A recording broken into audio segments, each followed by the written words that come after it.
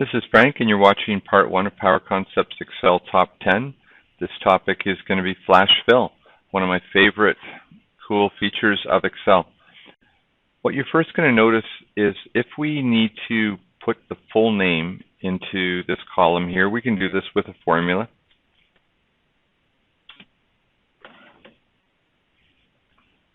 And I like to select the cells, and we have to put a space in, so I'm going to have a quote, a space, and a quote. I can put any text I want, and then I have to use the ampersand again, and then I'll choose the last name. And I can build as many pieces as I want with this. You're going to see it's the cell and the space and B2.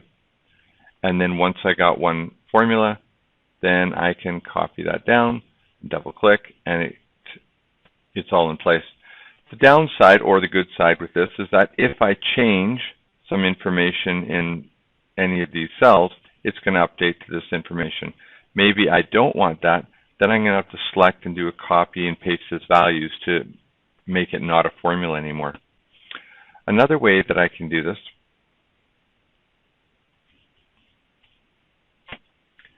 is I can just simply begin to type in the name. And so I'm going to type John Smith. And Excel has this incredible ability to guess what I'm typing. So when I type the G, it guesses what I'm typing, and I can just push enter, and it does this without any formulas at all. I can also do selections of the data, like say I just want the initials. Then I can just type JS, and when I type the G, it says, hey, are you typing the initials? And I can push enter, and it puts it in. I can even add information, so I could add something like an email address.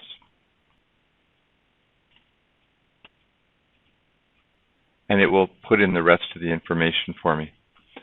I can also put in parts of the information in interesting blends. So if I have like an employee code, I could do something like, say, the first 4 characters of the last name, and a hyphen, and the first 3 characters of their department, and a hyphen, and then the grade. And even this kind of pattern, it will guess what I'm typing. You're going to notice that I have one blank down here, and the reason for that is because I asked for the first 4 characters of the last name, and Audrey only has 3 characters in her last name. So Excel, rather than guessing, leaves it blank, and it's just going to need an intervention from me. So this is very powerful tools without any formulas that Excel can do for us. Now, whenever I see data like this, one of the first things that I'm going to want to do is always to turn it into a table. So I could go on the Home tab and hit Format as Table and choose a color that I like here. And I would probably choose one that has a heading style on it. And it would apply this. And it's guessing that my table has headers. And so I'm okay with that, and I hit OK, and it will apply this for me. I'm going to undo that for a minute. Something as powerful as making tables, there has to be a keyboard shortcut for it. So I'm just going to hit Control-T, and when I hit OK, it's going to create the keyboard shortcut for me. Now, if I want to switch columns around, I can take a column like this, and if I move it over, what's going to happen is wherever I let it go, it's going to replace the data that's there. But if I want the data to shift, I have to hold the Shift button. And you're going to notice that the shape of the cursor changes. And when I let go, everything shifts. I can do the same with rows. I could select several rows, grab the edge, hold Shift, and then I can let go, and everything shifts. It's a fast way to move around. But here's one of my favorite features about tables, is how they automatically expand. And this is probably the most important feature. Say I add a feature for holiday pay. You notice if it's touching it and I push enter, it automatically becomes part of the table. The other exciting part about tables is how they love consistency. So I'm going to make a formula and say that we have 6%. So I'm going to say equals 0.06 times the salary is what the holiday pay is. So I make a formula, and when I click on H2, you're going to notice it doesn't put in H2. It puts in field salary. So I say OK, and when I push enter, you're going to notice that it automatically populates the whole column. Another great feature of tables is found under Table Design, and you're going to notice that this context-sensitive toolbar has just been turned on. I call it a just-in-time toolbar. If I click out of the table, the toolbar is gone. And this is an important principle, because if I had a picture and I wanted to make changes, the first thing I would do is click on a picture. If I have a graph and I want to make changes, the first thing I have to do is click on the graph or a pivot table or anything. And in this case, I want to make changes to the table. So the first thing to remember to do is click on the table, and I get Table Tool.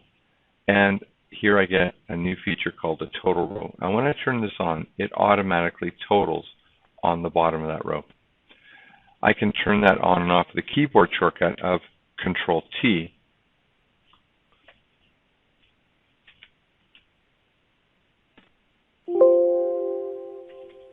If I'm in the table, I hit Control-T, or sorry, I'm Control-Shift-T. It will toggle the toolbar off and on.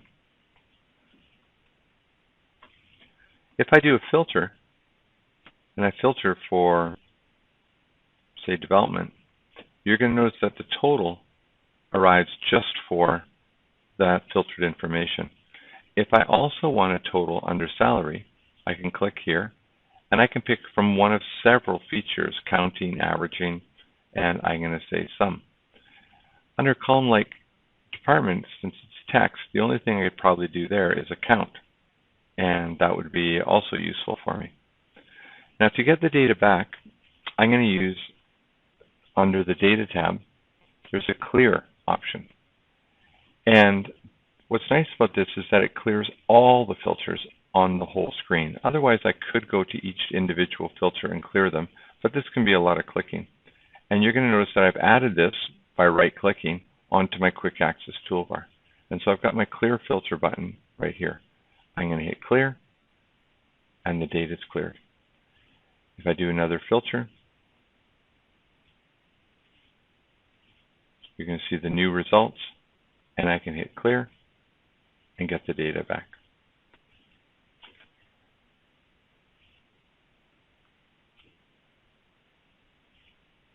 Here's the assignment I'd like you to do.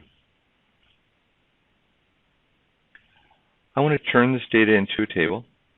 I'm going to use the keyboard shortcut, Control-T. I notice that my table has headers, and I hit OK. I'm going to calculate 3% for each employee.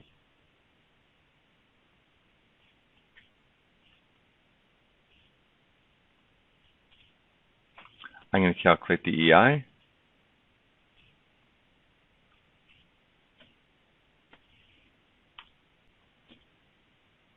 I'm going to get the total.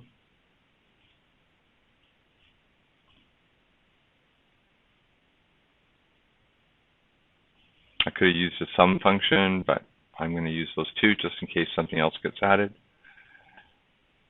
I need to turn on the total row. I need a filter for the production department.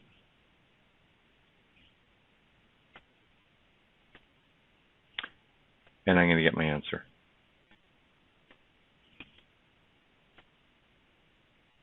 I hope you've enjoyed working with FlashFill.